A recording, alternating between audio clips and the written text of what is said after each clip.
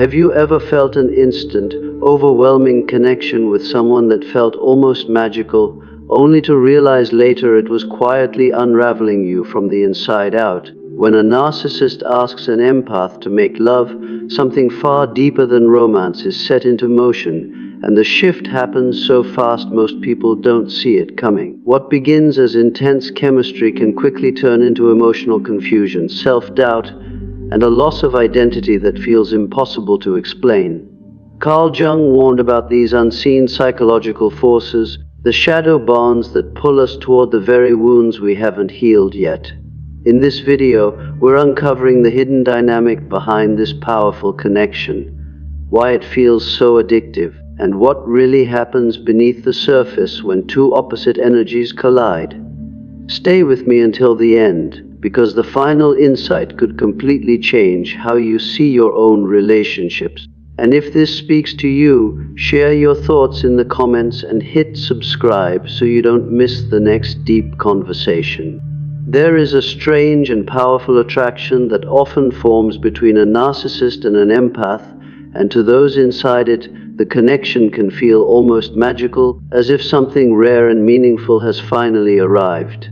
The empath feels seen, chosen, deeply understood, while the narcissist feels energized, admired, and emotionally fed. Carl Jung might describe this dynamic as the meeting of shadow and light, where two unconscious forces recognize each other before the conscious mind does. The narcissist is often drawn to the empath's warmth, compassion, and emotional depth because it provides a kind of emotional fuel they secretly crave but cannot generate within themselves. The empath, on the other hand, is often drawn to the narcissist's confidence, charm, and intensity because it reflects qualities they may admire or wish to strengthen in themselves. At the beginning, everything feels heightened, conversations feel deeper than usual, eye contact feels electric, silence feels meaningful, and small gestures feel loaded with significance. It can feel like destiny rather than coincidence, like finally meeting someone who understands you on a level others never have. But this intensity is not necessarily a sign of genuine emotional safety. More often, it is a sign that powerful psychological needs are being activated on both sides. The empath's natural tendency to give, to understand, to soothe, and to connect becomes the perfect environment for the narcissist's need for validation, admiration, and control. What feels like chemistry is often a trauma bond forming beneath the surface, driven by unconscious patterns rather than authentic compatibility.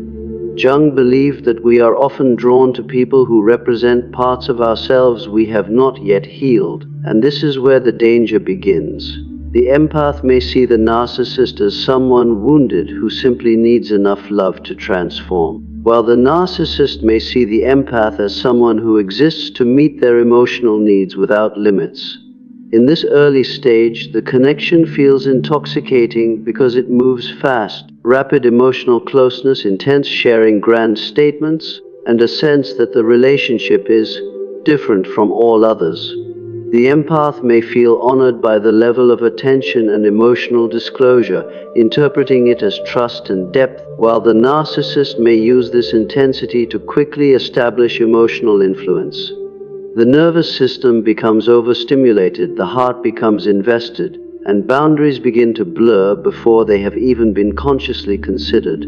This is why it feels so powerful, because it bypasses logic and goes straight to emotional wiring that was formed long before the relationship ever began. The empath's deep desire to connect and heal meets the narcissist's deep fear of emptiness and need for supply, creating a bond that feels profound but is actually unstable. Over time, the empath may start to notice subtle shifts. The emotional intensity becomes unpredictable. The connection begins to feel draining instead of nourishing, and the warmth that once felt so genuine starts to feel conditional. But in the beginning, these red flags are easy to ignore because the bond feels too meaningful to question. The brain releases chemicals associated with attachment and excitement, reinforcing the belief that this connection must be real, must be special, must be protected.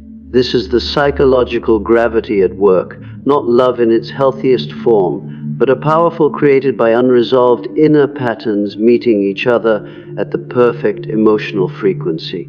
The tragedy of this dynamic is that both individuals often feel like they have found something rare, yet what they have actually found is a mirror reflecting their unhealed wounds. The empath believes they have found someone who finally values their depth, while the narcissist believes they have found someone who will finally fill their inner void. Neither realizes at first that this type of bond cannot remain balanced because it is built on emotional imbalance from the start. The empath gives more, feels more, adjusts more, and carries more emotional weight, while the narcissist takes more, centers themselves more, and slowly begins to reshape the emotional environment to suit their needs. This is why the trap begins here, in the very place that felt most beautiful at first. The danger is not in the attraction itself, but in the unconscious nature of it, the way it quietly pulls two people together based on unmet needs rather than emotional health. Without awareness, the empath can become emotionally entangled before they even realize what is happening, and the narcissist can become increasingly dependent on the empath's energy without ever learning to develop their own emotional depth. What feels like a once-in-a-lifetime connection is often the nervous system recognizing a familiar pattern, not the soul recognizing true safety. What begins as emotional closeness between a narcissist and an empath often feels beautiful, meaningful, and deeply personal, yet beneath the surface a subtle shift is already taking place. For the empath, intimacy is sacred. It represents trust, openness, safety, and genuine emotional connection. When they open their heart, they do it with honesty, believing that vulnerability creates stronger bonds and deeper understanding. They share their thoughts, their fears, their past wounds, and their hopes for the future because they value emotional truth. The narcissist, however, experiences intimacy in a very different way. Rather than seeing it as a shared emotional space, they often see it as information, access, and influence. They pay close attention to what the empath reveals, not always to connect more deeply, but to learn how to shape the relationship to their advantage. At first, this difference is almost impossible to notice because the narcissist can appear incredibly attentive, emotionally engaged, and responsive. They may ask thoughtful questions, mirror the empath's emotions, and express intense interest in their inner world, which makes the empath feel seen and valued in a way that feels rare. This creates the illusion of deep connection, but over time the empath may start to feel that the emotional flow is one-sided. They are always listening, always supporting, always understanding, while their own emotional needs receive less and less attention. What once felt like closeness slowly turns into emotional enmeshment, where the boundaries between two individuals begin to blur in unhealthy ways. The empath may start to feel responsible for the narcissist's moods, believing it is their job to keep the peace, lift their spirits, or prevent emotional outbursts. If the narcissist is distant, the empath worries they have done something wrong. If the narcissist is upset, the empath feels an urgent need to fix it. This is not because the empath is weak, but because their natural compassion is being subtly redirected into emotional labor that benefits only one side. The narcissist may begin to use guilt, silence, or emotional withdrawal as tools of influence, knowing that the empath's sensitivity will push them to try harder, give more, and question themselves instead of questioning the dynamic. The empath often doesn't recognize this as control because it doesn't look like aggression. It looks like emotional complexity, like misunderstanding, like a wounded person needing patience. They believe they are nurturing something meaningful, something fragile and precious, when in reality they are being slowly trained to prioritize the narcissist's emotional comfort over their own emotional truth. Over time, the empath may begin to walk on emotional eggshells, choosing their words carefully, suppressing their feelings, and adjusting their behavior to avoid conflict or disapproval. They may notice that expressing their own needs leads to defensiveness, dismissal, or subtle punishment, so they begin to stay quiet, telling themselves they are simply being understanding, loving, or mature. This is where the loss of boundaries becomes most dangerous, because it happens gradually and invisibly. The empath doesn't wake up one day feeling controlled, they wake up feeling tired, confused, emotionally responsible, and unsure of when their own needs started to feel like too much. What makes this dynamic so powerful is that the narcissist rarely demands control directly. Instead, control emerges through emotional patterns, rewarding the empath with warmth when they comply, withdrawing when they assert themselves, and keeping the emotional atmosphere unpredictable enough that the empath stays focused on maintaining harmony. The empath begins to measure their worth through the narcissist's reactions, feeling successful when the narcissist is pleased and deeply anxious when they are not. This emotional conditioning can create a strong attachment that feels like love, but is actually rooted in fear of disconnection and desire for approval. The most painful part is that the empath often believes they are building something sacred, something rare, something worth sacrificing for. They tell themselves that all relationships require compromise, that everyone has wounds, that patience is a virtue, and that love means staying through difficulty. These beliefs, while beautiful in healthy relationships, become dangerous when they are used to justify emotional imbalance. The narcissist may reinforce this by framing the empath as the only one who truly understands, creating a sense of emotional exclusivity that makes the empath feel special while also making them feel trapped. The empath's identity can slowly become intertwined with the role they play in the narcissist's emotional world: the healer, the supporter, the emotional anchor. And when this happens, stepping back feels like betrayal rather than self-protection. This is how emotional intimacy transforms into psychological control, not through force, but through gradual shifts in emotional responsibility, subtle manipulation, and the quiet erosion of boundaries. It is a process that happens slowly enough to feel natural, yet powerfully enough to reshape the way the empath sees themselves, the relationship, and what they believe love is supposed to feel like.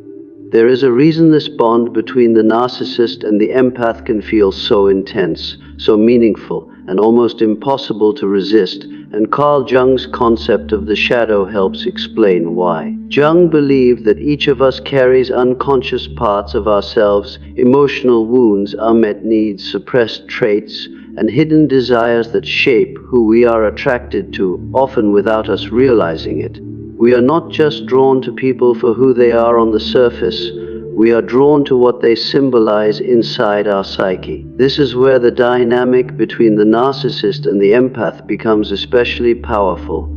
The narcissist often appears confident, charismatic, mysterious, and emotionally commanding. They may walk into a room and naturally draw attention, speak with certainty, and project an image of strength that feels captivating. To an empath, especially one who has spent much of their life doubting themselves, people-pleasing, or staying quiet to avoid conflict, this energy can feel magnetic.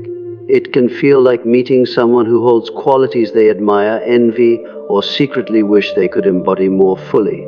The empath, on the other hand, embodies emotional depth, sensitivity, intuition, and compassion. They notice subtle emotional shifts, feel deeply, and care intensely about the inner world of others. To a narcissist, who often struggles with emotional emptiness and fragile self-worth beneath the surface, this emotional richness feels both fascinating and useful. The empath seems like someone who can understand them without judgment, validate their feelings, and provide the emotional attention they crave. On the surface, it can look like perfect balance, like two opposites completing each other, but psychologically something more complex is happening. Jung would describe this as projection, the process by which we unconsciously place parts of ourselves onto another person and then fall in love with the image we have created rather than the reality of who they are. The empath may project their hope, their desire for deep connection, and their belief in healing onto the narcissist, seeing not just who the narcissist is, but who they believe they could become with enough love. They may see potential rather than behavior, intention rather than impact, depth rather than inconsistency. The narcissist, meanwhile, may project their ideal self onto the empath, enjoying how they are seen through the empath's admiring eyes, feeling powerful, valued, and special in ways they struggle to feel on their own. This mutual projection creates a powerful emotional illusion, one that can feel spiritual, destined, and profound. Conversations feel charged with meaning, the connection feels rare, and the emotional intensity feels like proof that something extraordinary is happening. But what is actually happening is that two unconscious wounds are recognizing each other. The empath's wound may be the belief that they must earn love by giving endlessly, understanding deeply, and healing others. The narcissist's wound may be the belief that they are only valuable when they are admired, desired, and emotionally fed by someone else. When these two wounds meet, they lock together like puzzle pieces, creating a bond that feels strong but is actually built on emotional imbalance. This is why the connection often feels fated. It feels like you were meant to meet this person, like no one else has ever understood you this way, like the timing is too perfect to be random. But Jung would argue that this sense of fate is not destiny. It is the unconscious seeking familiar emotional patterns. We are drawn to what feels familiar, even if what feels familiar is rooted in pain. If the empath grew up feeling unseen, emotionally responsible for others, or valued primarily for their kindness, they may unconsciously feel at home in a dynamic where they are needed but not fully reciprocated. If the narcissist grew up with conditional love, emotional neglect, or unstable validation, they may unconsciously seek relationships where they are constantly reassured, admired, and emotionally centered. The bond feels powerful because it activates deep emotional wiring that was formed long before either person met. The nervous system responds as if something vital is happening. The emotions feel amplified, and the attachment forms quickly. This is not simply chemistry, it is psychological recognition. The danger is that when projection is driving the connection, neither person is truly seeing the other clearly. The empath is seeing the wounded child they want to save, the hidden depth they hope to awaken, the story of transformation they want to believe in. The narcissist is seeing the admiration they crave, the emotional supply they depend on, the reflection of their ideal self. Over time, reality begins to clash with the fantasy, but by then, the emotional bond can already feel too strong to question. Jung believed that healing begins when we withdraw our projections and start to see both ourselves and others more honestly. When the empath begins to recognize that the intensity of the bond is not proof of love but evidence of unhealed wounds being activated, they take the first step toward emotional freedom. The connection loses its mystical grip, and what once felt like fate begins to look like a psychological pattern waiting to be understood. One of the most unsettling aspects of the dynamic between a narcissist and an empath is not just the intensity of the connection, but the speed at which everything begins to change. At the beginning, the emotional atmosphere often feels euphoric, almost dreamlike, as if the connection has unlocked a new level of meaning and excitement in the empath's life. There is constant communication, deep emotional sharing, affection that feels validating, and a sense that something rare and extraordinary is unfolding. The empath may feel energized, inspired, and emotionally alive in a way they haven't felt in a long time. The narcissist often contributes to this intensity through charm, attention, and emotional mirroring, creating an environment where the empath feels deeply valued and emotionally chosen. But what makes this stage so dangerous is how quickly the emotional tone can shift, often without any clear explanation. The warmth can suddenly turn into distance. The affection can become inconsistent. The praise can be replaced by subtle criticism or emotional withdrawal. One moment feels filled with closeness and certainty, and the next is clouded with confusion and emotional discomfort. This rapid shift destabilizes the empath emotionally, because they are left trying to understand what changed and why. Instead of questioning the behavior of the narcissist, the empath often turns inward and begins to question themselves. They replay conversations in their mind, analyze their words, and search for mistakes they may have made. They wonder if they were too sensitive, too demanding, or too emotional, even when their needs were reasonable and their concerns were valid. This is where self-doubt begins to take root, slowly eroding the empath's trust in their own perception. The narcissist often reinforces this confusion through subtle forms of reality distortion. They may deny things they previously said, minimize the empath's feelings, or present alternative versions of events that make the empath feel uncertain about their memory. This pattern, often referred to as gaslighting, does not always happen in obvious or dramatic ways. It can be quiet, gradual, and disguised as misunderstanding, humor, or emotional complexity. The result, however, is powerful.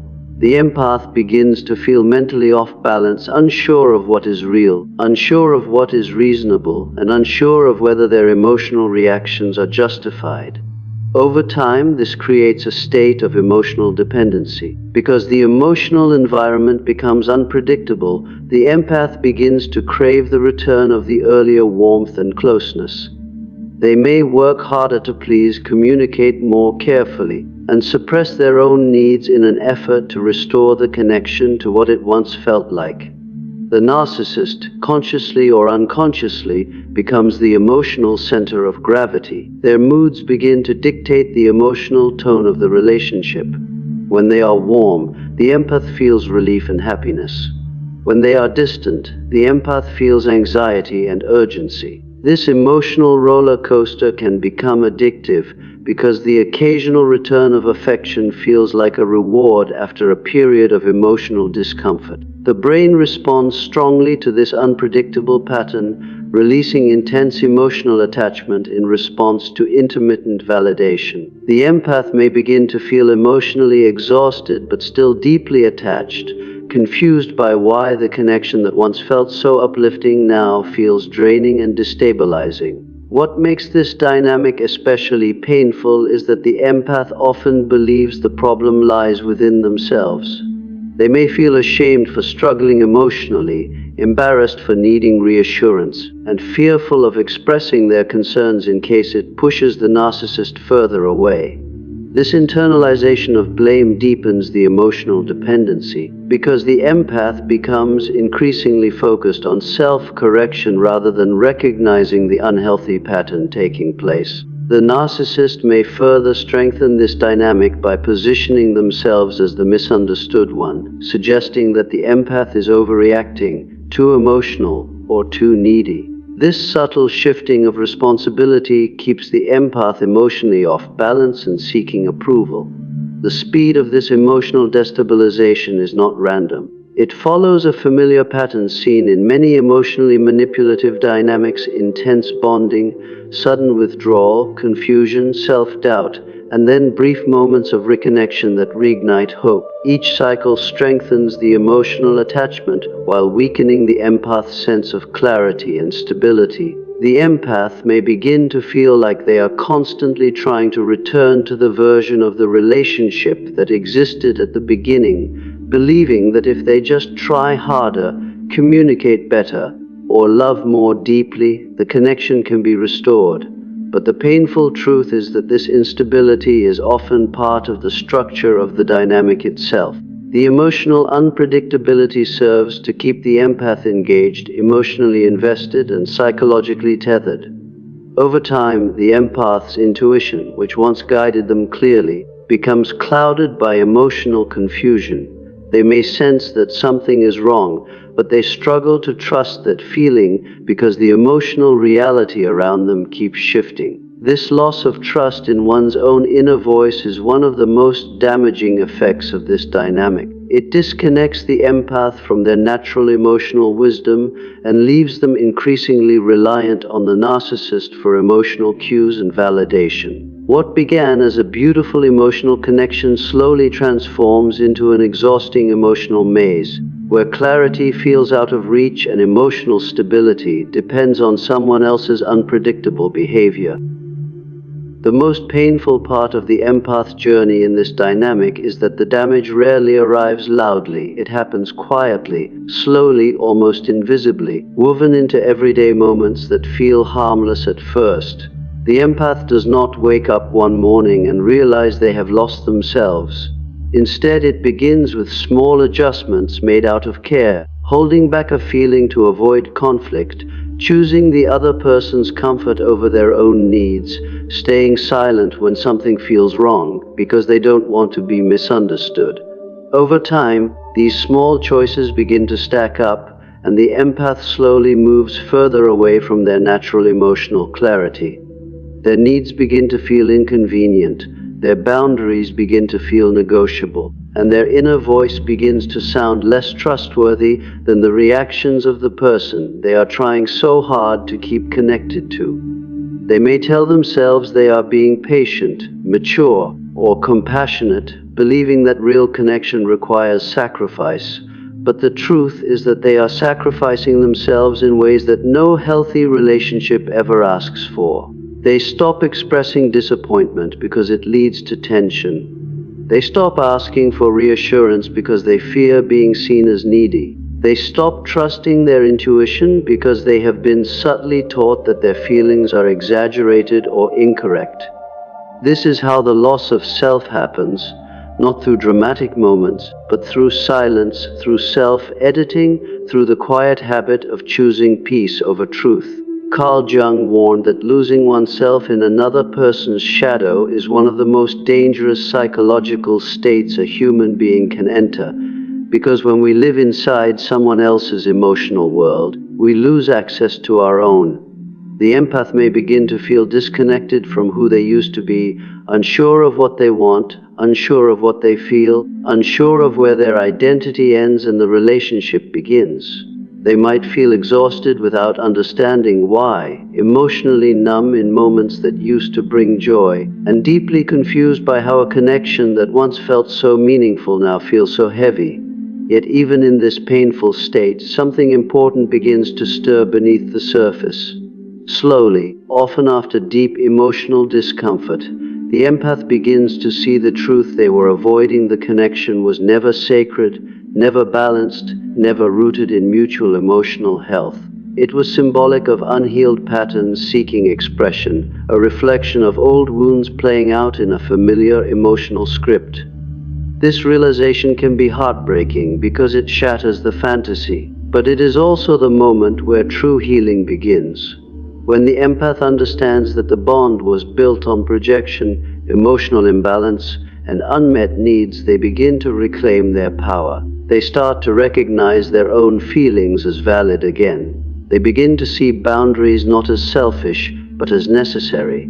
They slowly reconnect with their intuition, their voice, and their emotional truth. They may begin to say no without guilt, express their needs without apology, and walk away from emotional environments that feel unsafe, even if doing so feels unfamiliar at first. This process is not instant, but it is transformative. With each act of self-respect, the empath rebuilds the parts of themselves that were lost.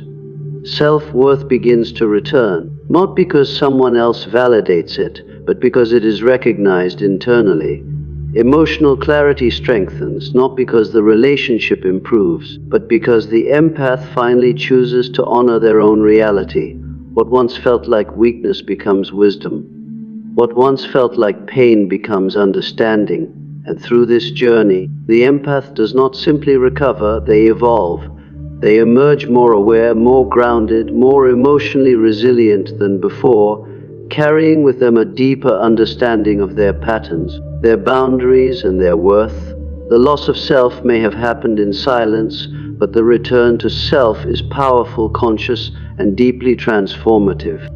The awakening for the empath does not arrive gently. It often arrives through emotional exhaustion, heartbreak, or a quiet moment of clarity that can no longer be ignored. There comes a point when the confusion becomes too heavy, when the constant self-doubt feels unbearable, and when the emotional imbalance of the connection can no longer be justified. This moment of awareness is painful because it forces the empath to confront a truth they once resisted. The connection they fought so hard to preserve was not the deep, sacred bond they believed it to be. Instead, it was a reflection of unhealed emotional patterns playing out in real time, a dynamic rooted more in attachment wounds than in mutual emotional safety. Realizing this can feel like the collapse of a dream, because the empath must grieve not only the relationship itself, but also the future they imagined and the version of the person they believed they were connecting with.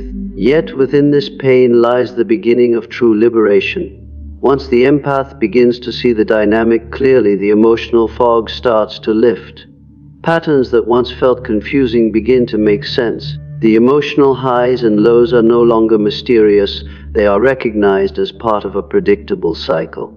The narcissist behavior no longer feels personal, it feels patterned. And most importantly, the empath begins to understand that their suffering was not a result of being too sensitive, too emotional, or too much, but rather a result of staying in a dynamic that required them to abandon themselves. This shift in perception is powerful because it moves the empath from self-blame to self-awareness. With awareness comes choice. Instead of reacting emotionally to every shift in the narcissist's behavior, the empath begins to pause, observe, and reflect. They start to notice when their boundaries are being crossed. They begin to feel the difference between genuine connection and emotional manipulation. Slowly, they begin to rebuild the parts of themselves that were once diminished. Boundaries become clearer and firmer, not as walls of anger, but as expressions of self-respect. Saying no becomes possible without overwhelming guilt. Expressing needs becomes an act of honesty rather than a source of fear. Walking away from emotional chaos becomes an act of courage rather than abandonment. Self-worth begins to return, not because someone else finally sees their value, but because they begin to see it themselves. They reconnect with their intuition, trusting their inner voice again after so long of doubting it. They begin to honor their emotional experience instead of minimizing it. This inner shift changes everything. The empath is no longer trying to save, fix, or emotionally manage another person. They are focused on their own healing and growth. They begin to invest their energy into relationships that feel safe, reciprocal, and emotionally grounded. They begin to choose peace over intensity, clarity over confusion, and authenticity over approval. What once felt like weakness becomes recognized as emotional intelligence. What once felt like heartbreak becomes understood as a powerful lesson. Through this awakening, the empath does not become colder or less compassionate, they become wiser with their compassion. They learn that empathy without boundaries leads to self-destruction, but empathy with self-respect leads to emotional strength. The experience, though painful, becomes a turning point rather than a life sentence. The empath emerges from the dynamic not broken, but transformed, carrying a deeper understanding of their own emotional patterns, a stronger sense of identity, and a renewed commitment to honoring their own emotional truth.